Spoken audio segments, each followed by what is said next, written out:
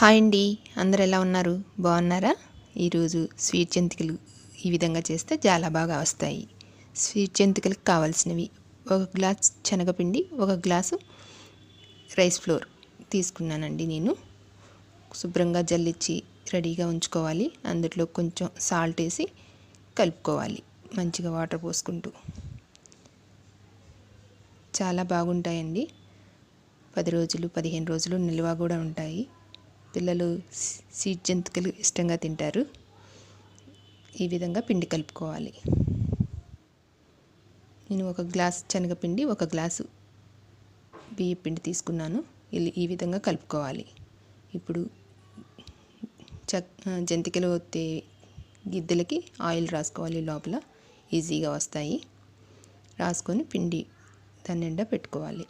ఇప్పుడు కళాయి పెట్టి ఆయిల్ వేసి, ఆయిల్ హీట్ ఎక్కాక జంతికలు వేసుకోవాలి.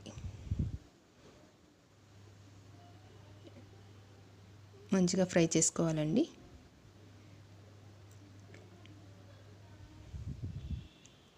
ఇలా ఫ్రై చేసుకోవాలి. ఇలా ఫ్రై అయ్యాక తీసుకోవాలి. తీసి వాటిని బాగా ఆరాక ముక్కలు ముక్కలుగా చేయాలి. బాగా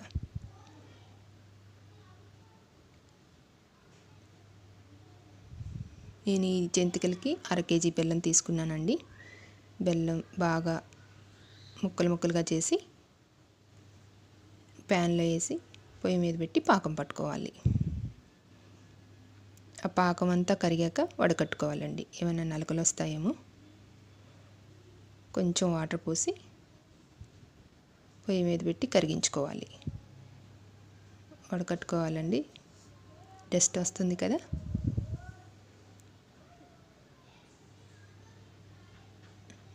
వడకట్టుకున్నాము. ఇప్పుడు మళ్ళీ పాకం పట్టుకోవాలి.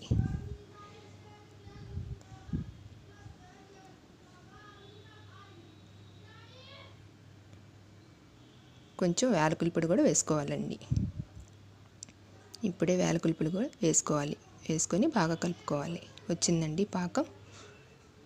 ఆ ఉండ అలా మెత్తగా అవ్వాలండి చేతిలో, అప్పుడు పాకం వచ్చినట్లు.